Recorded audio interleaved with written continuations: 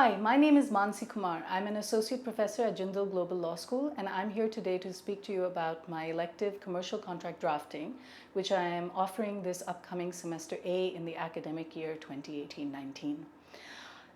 Most of you have done your introductory contracts courses, and so you have a good doctrinal sense as to the essentials of a contract and the resultant rights and liabilities.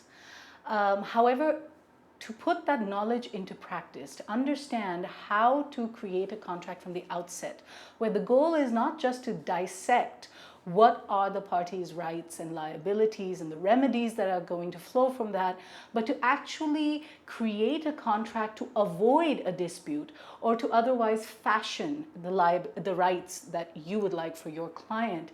That is the next step that we aim to achieve in this course, Commercial Contract Drafting.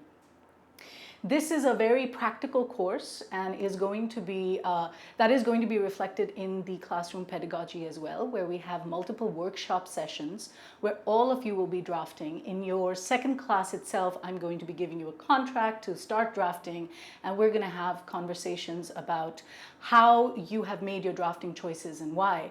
So from the very outset, we hit the ground running on the drafting angle.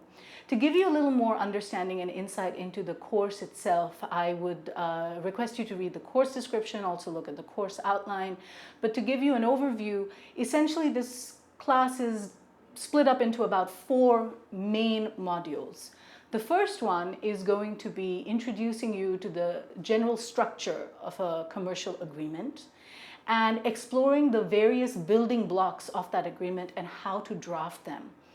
The second one is going to talk about those boilerplate provisions. We're specifically going to explore what purpose these provisions serve, and I hope by the end of it you should get a good sense as to why they are not, despite their name being boilerplate, they are not actually boilerplate. A good, smart drafter is always tweaking those provisions. They serve a very fundamental and significant role in your contract. The third component is going to be a short one, just finalizing your agreement. We're going to talk about how you finish your contract, what are the legal processes one has to do to have a final enforceable agreement.